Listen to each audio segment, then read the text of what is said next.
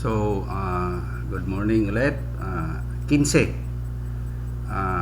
part 15 na tayo ngayon. So, we will continue our review doon sa plumbing code. Okay? But we will further discuss kung ano yun talaga, hindi lang basa-basa, i-explain natin kung ano. So, next chapter will be doon sa plumbing code natin is basic principles. Isa-isahin natin i-explain yan gaano siya ka-importante, kasi kung simpleng basa lang hindi mo ano ba ibig sabihin. Okay, so yon, okay. Chapter part 15.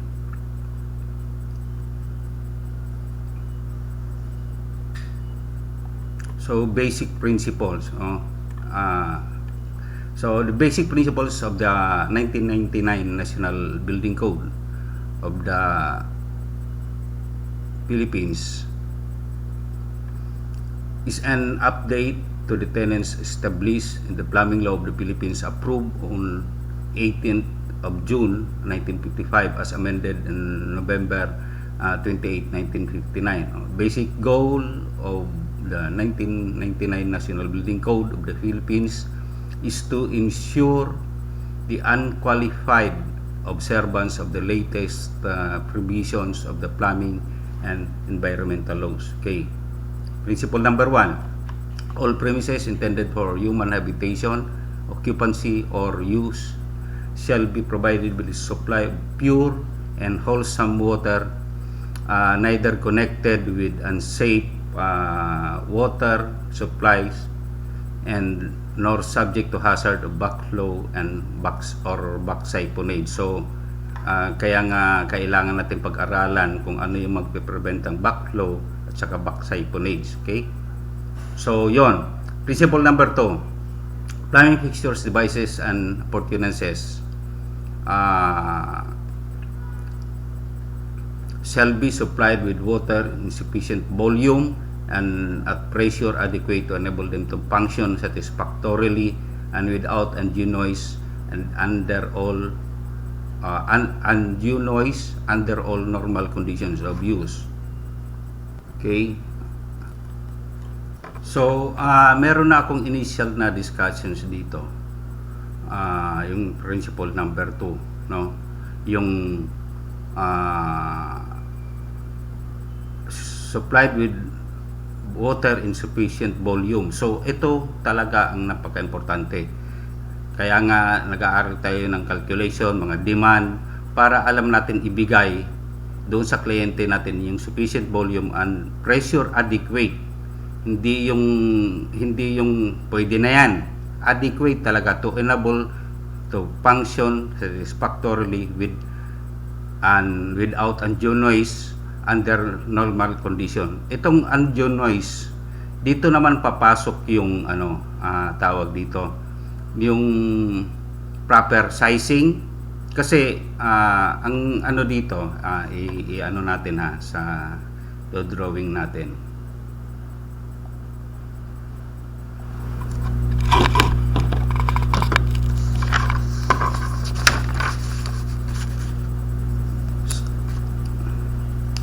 So, meron tayong palaging ginagamit na formula, Q, discharge, equivalent to velocity times area, QBA, di ba?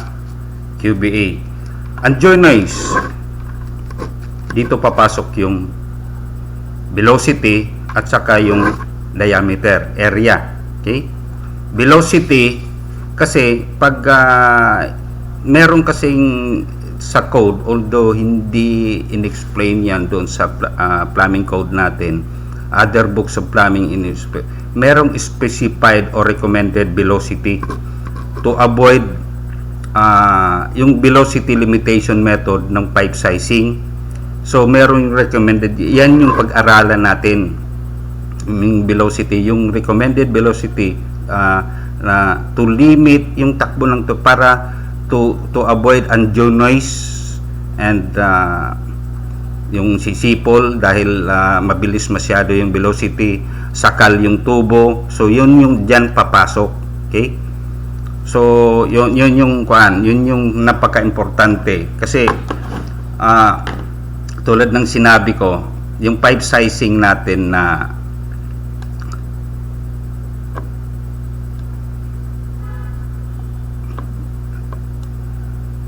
yung pipe sizing natin na nasa code na kinopya natin sa yung table na ito yung table, picture unit table for determining water pipe and meter sizes. Ito sabi ko hindi pwedeng gamitin to sa actual design. Okay?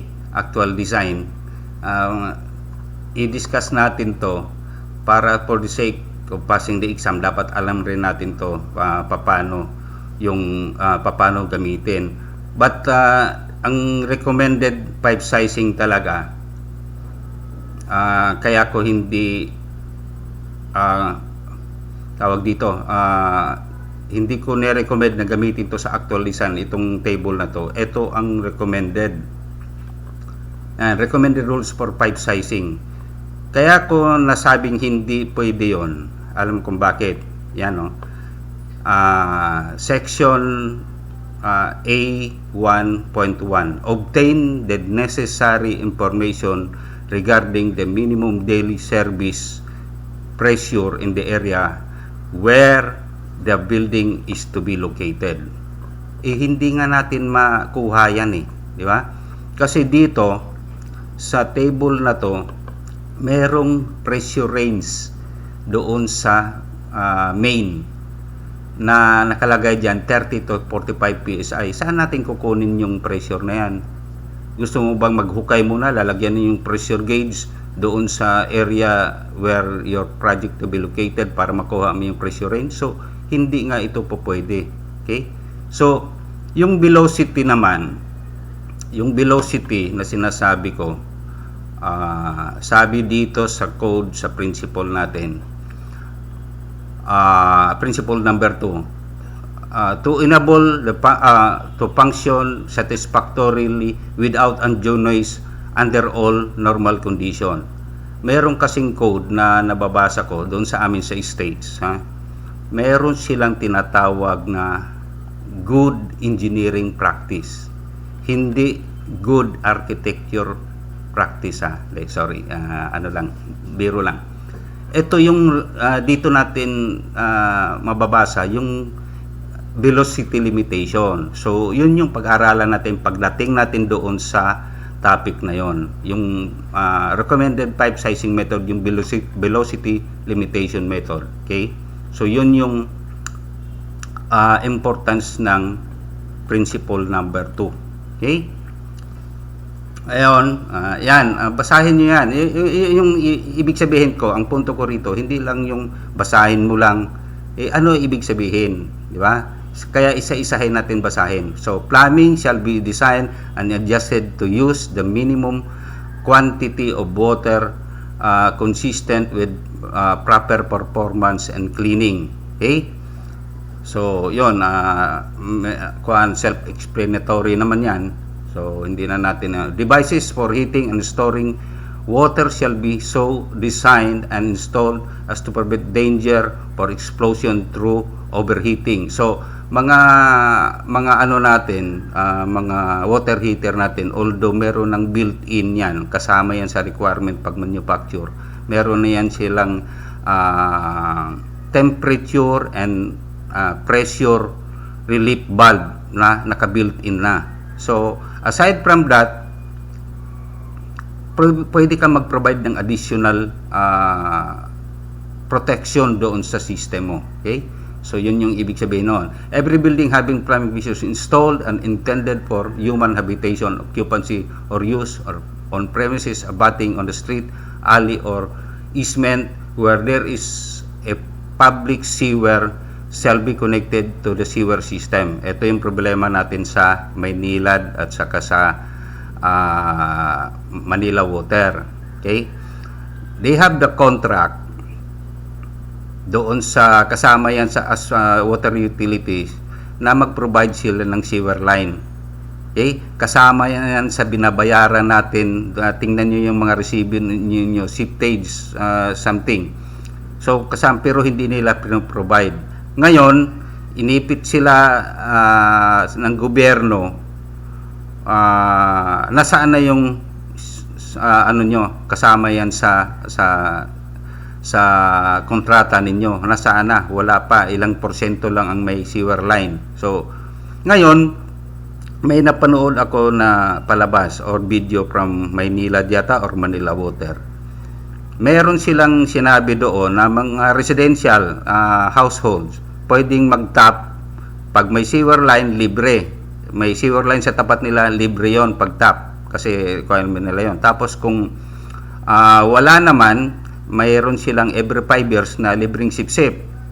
Yun yung sinasabi nilang doon sa sinisingil nilang fee doon sa kasama doon sa konsumo ng tubig natin. Pero yung mga commercial building or commercial establishment, pag merong sewer line doon sa tapat nila, pwede mag-tap pero dadaan muna sa pre-treatment. Ang establishment gagawa muna ng pre-treatment facility tulad ng septic tank at saka grease interceptor, pero dapat yung effluent noon bago itap nila sa sewer line nila is dadaan sa testing.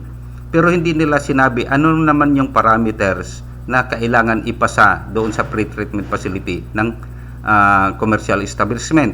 Medyo malabo, di ba?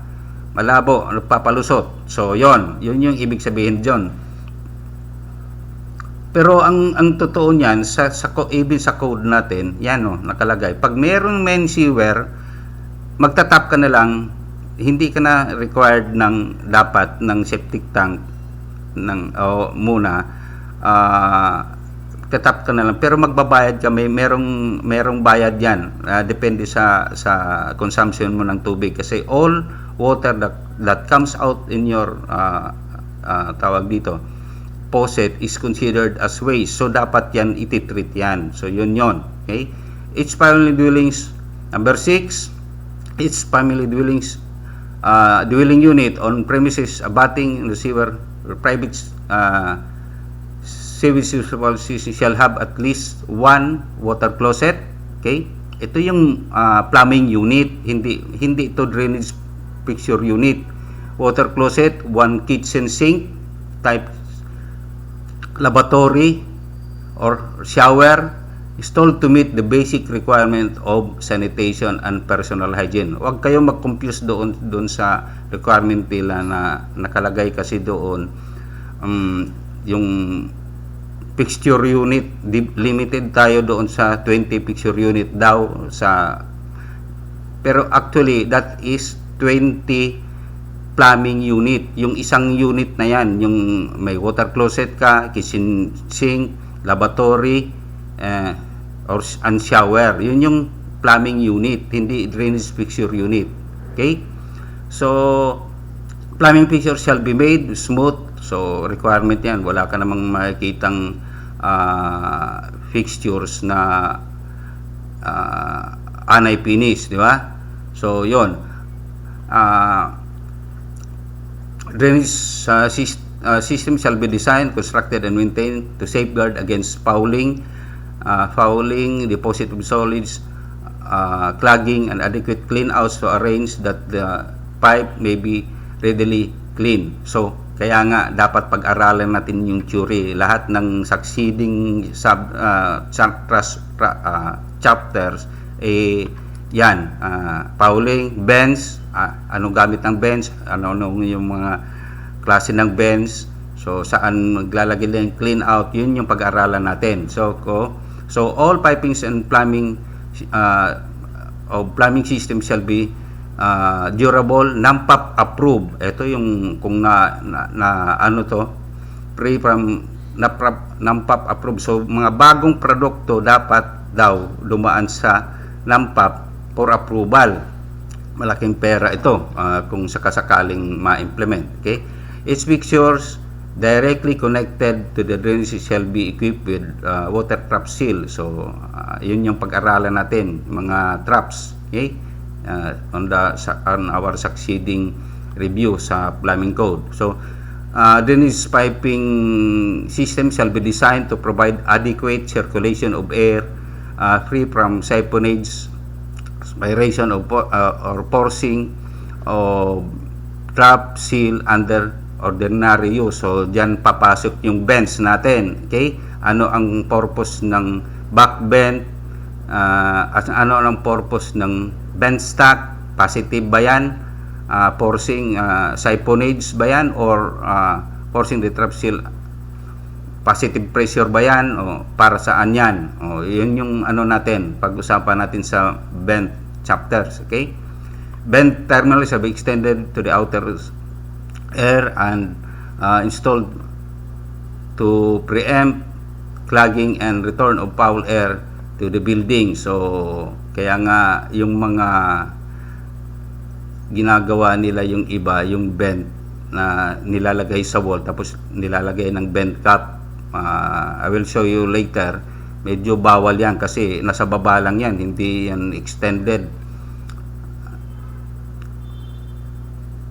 doon sa taas, okay? Plumbing shall be subjected to test or effectively disclose all leaks, defects of workmanship. So pag-usapan din natin yung paano ang testing method, okay? Kasi merong mga specs na nag-specify na ganito dapat ang pressure na test pressure, tapos ganito dapat katagal, which is not hindi na mention sa code yan. Sobrang tagal, ibabad mo lang 2 days, anong purpose, di ba? So yon, no substance will clog the pipe, produce explosive mixture, destroy the pipes or the joints, or interfere unduly with the sewage disposal process shall be allowed to enter the building drainage system. Okay, number 15, proper protection shall be provided to prevent contamination of food, water, sterile goods, and similar materials by backflow or of sewage. So when necessary, the fixture, device, or appliance shall be connected indirectly with the building drainage system. Indirectly, merong air gap, di ba? Pag-usapan din natin yan sa susunod na mga chapter. Okay?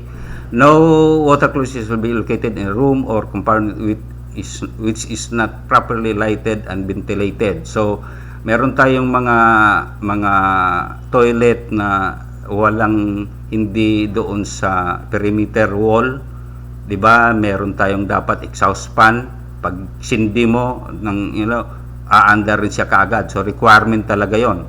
Okay?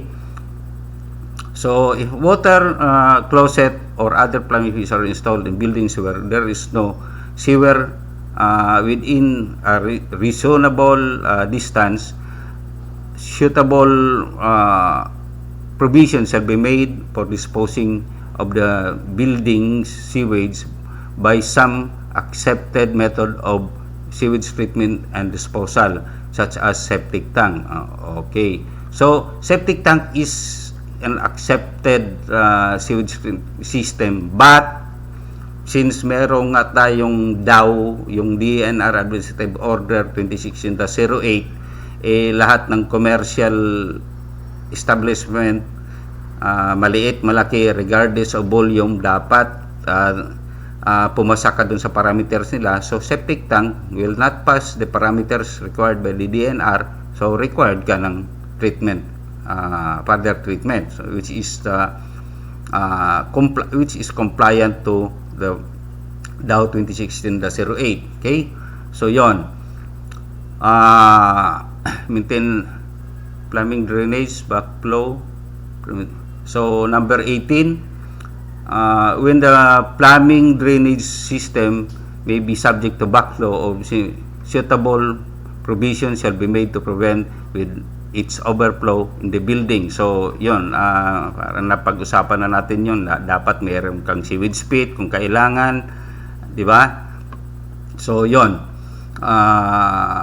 Plumbing system shall be maintained in serviceable conditions by registered master plumber. Kaya nga sabi ko, doon sa layout natin, dapat palaging i-consider yung post-construction phase of the project. Kasi pag na meron ng aberya niyan after installation, madali mong ma-access serviceable condition. Okay? So, yan dapat palaging itanim sa ulo yung post-construction phase of the project. Okay? So, all fixtures shall be installed properly spaced to be accessible for their intended use. So, ayan, minsan halos hindi ka na makaano kasi tinitipid ang mga area. Okay? Meron dapat tayong mga minimum distances between fixtures, di ba? So halos hindi na nasusunod yan kasi nga pinipressure tayo ng owner, yung architect pinipressure ng owner, eto lang ang gawin mong CR kasi kailangan ko itong area na to for pera. Okay? So yun dapat. Tapos meron tayong requirements sa code na minimum fixture requirements sa building. Depende sa occupancy. The most neglected chapter sa code, provision sa code na hindi nasusunod ng mga architects kasi nga dinidiktahan ng owner. Okay? So, yon. Plumbing shall be installed by registered master plumber with due regard to the preservation of the strength of the structural members and the prevention of damage to walls and other surfaces through fixture usage.